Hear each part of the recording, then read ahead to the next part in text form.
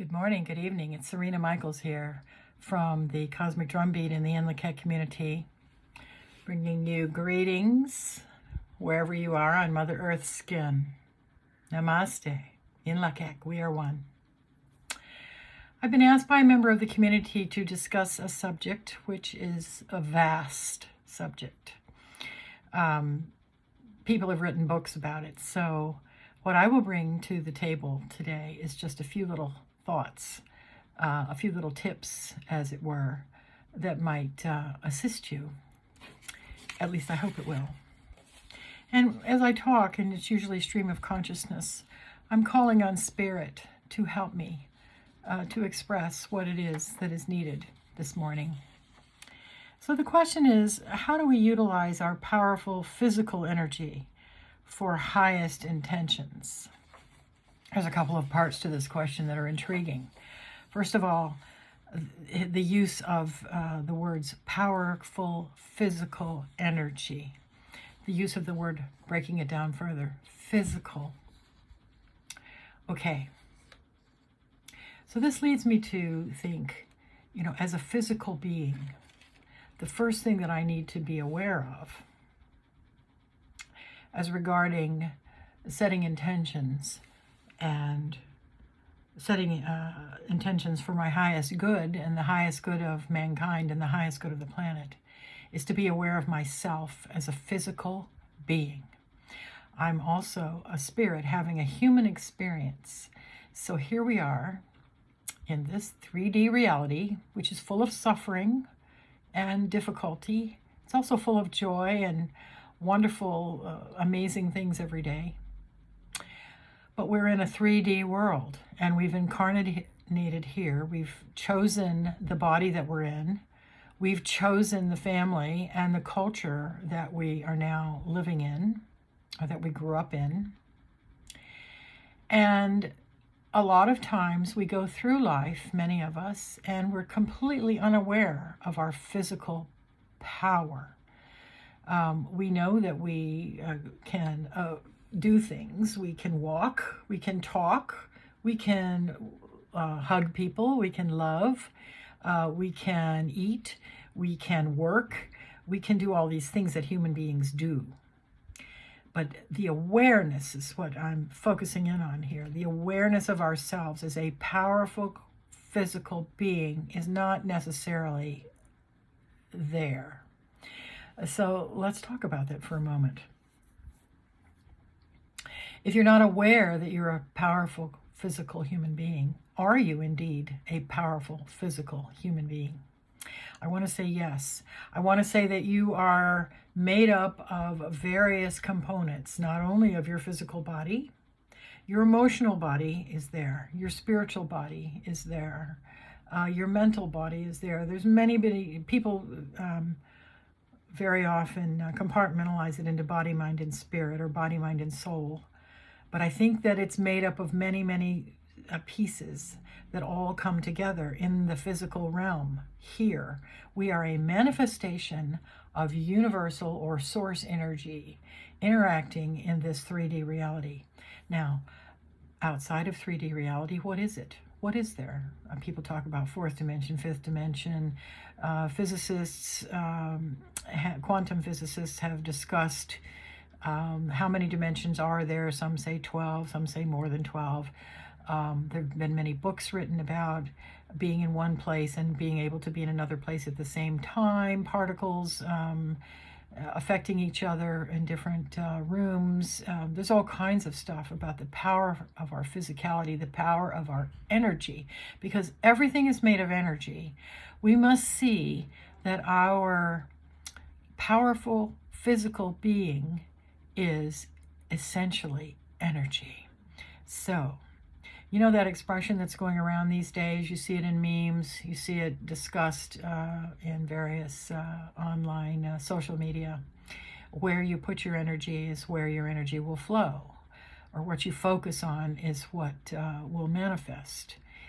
People will tell you, but if you don't experience emotion when you're focusing, it won't manifest. So there's all kinds of teaching and a struggle in trying to understand what this means. And I don't really have a clear answer for you.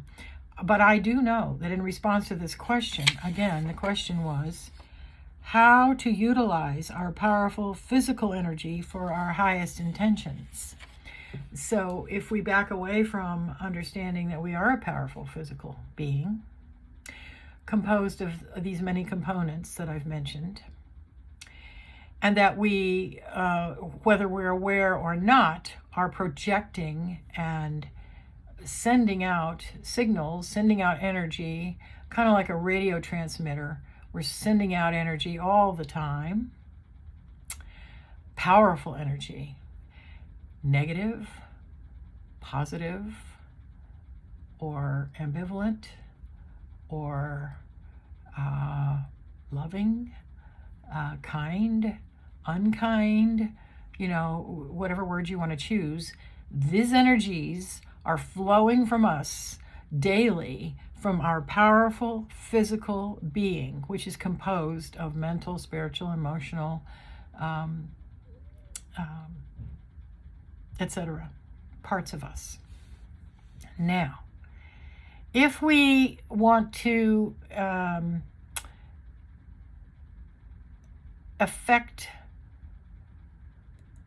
ourselves in a good way and the world in a good way, we're going to be setting intentions. It's just something that we do as human beings. I think it's inculcated into us before we're born. We come into the world and we know from a very early age that there are certain things that we like, certain things we don't like, certain things we'd like to have happen, certain things we want. We're drawn to certain things, we're repulsed by other things. So setting intentions is not really the problem. It's how to follow through. You might set an intention to get a different job. You're in a job, it's not making you happy, you're not satisfied. So certain types of people will be able to set an intention to get a higher education and provide themselves with a different job. Other people will just fuss about it and think about it and procrastinate about it and bemoan that it hasn't happened and try to find something and nothing pops up, and they feel pain and they suffer, and even though they have a high intention for themselves, they're not able to manifest it. This is very common. So I would say that in response to the question of how to utilize this high physical energy, you need to first of all, learn to love yourself. This is a very, very important thing. If you don't love yourself, the energy and the vibration that is emanating from you and attracting like energy that's like it will not produce what you want. It will produce what you're emanating. So if you are emanating a fear and bitterness or unforgiveness or ingratitude or suffering, why me mentality, you will not attract positive, highest good to yourself. So you need to learn and teach yourself how to love yourself in a positive, useful way that will raise your vibration and raise your ability to recognize yourself and your own needs, which incidentally, if you can't take care of yourself and recognize what you need and do what you need for yourself, it's going to be difficult to do that for others in a positive way, in a way that is truly not seeking anything in return. So that's number one, loving yourself, teaching yourself to be grateful, teaching yourself to walk in the light even when you're in dark places, teaching yourself to learn from every situation.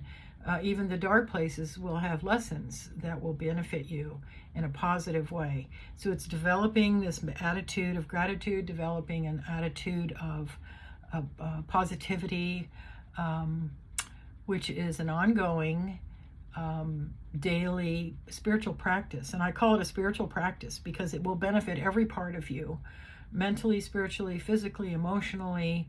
Every part of you will be affected by practicing gratitude and positivity and loving yourself. So that would be the first thing you need to do in order to utilize your great physical power.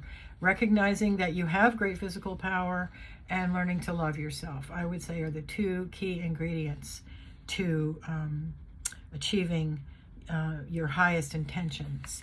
The last thing I want to say about intentions is very often what we perceive to be our intention is not our true intention. So there needs to be a self-examination on a regular basis. There needs to be a discussion with yourself and with your higher self and with your spirit team, who are there to support you and help you. They can be composed of angels, higher ascended masters, ancestors, spirit animal guides. There's just a plethora of wonderful spiritual beings out there to help you understand yourself and understand what your intentions should be. I'll give you an example. I was just talking about this with a friend this morning. Years ago, I was at a retreat, and I was currently at that time working in a corporate career, successfully, I should add. And I got a message, a very clear voice spoke to me during that retreat and said, "You are living as one who has lost their mind. You are living as one who has lost their mind, dear one." What? What does that mean? I tried to understand it. I tried to get them to tell me, but they wouldn't say another word. It was, "You are living as one who has lost their mind." I was left with that, to go away with that. As I say, to chew on that. What did it mean? What did it mean? Rather than feeling defeated or judged, I took it to mean that there was something for me to discover. And this can be an exciting prospect, something to discover. There I was in my late 50s, perhaps early 60s, and there was something more for me to discover. What did it mean? And as I did my self-examination, my self-evaluation, I did journaling, I did shamanic journey, I did various kinds of prayer, meditation, whatever path you're on, you can find ways to gain answers if you will take the time. So there needs to be time invested in learning to love yourself and to discover what are your highest intentions. And some intentions are needed to be let go of because they're not for your highest good. And so your great physical power, which is composed, again, I will say it again, a mental, physical, spiritual being, making up this package of a human being living in this 3D reality, emanating energy of all kinds, needing to discover what kind of energy you're emitting, and then finding intentions that feel right to you, and understanding as you grow in spirit, as you grow in self-love, your intentions will grow as well. They will become elevated is the word that comes to my mind. You will be elevated and your intentions will elevate with you, or your intentions will elevate and you will elevate with your intentions. I would say, finally, that setting an intention is kind of like setting a goal, but it's not exactly the same. Setting a goal in our human vernacular is deciding I'm going to lose 50 pounds, for example, and then creating a diet to follow and following the diet and weighing yourself on the scale until you've lost the 50 pounds, and then you go and have a celebration. That's achieving a goal. Setting an intention is more open-ended. You might be setting an intention to become a more loving person. You might be setting an intention to bring healing to your ancestral lines, to the generations. You might be setting an intention to anchor light into the planet, or to be of assistance to Mother Earth in any way that she asks. So when you're thinking about and setting these intentions, you also need to be feeling the emotion, the excitement that achieving such a goal, such an intention will provide for you. So you feel the emotion, you understand what the intention is, and then you begin moving yourself into that framework, that way of thinking. All right, that's about all I know to say. It's a powerful subject. Lots of you will need to, or want to, hopefully, investigate further into the area of who you are and how to love yourself, which is the first and foremost prescription that I would give. All right. Namaste. In la kek.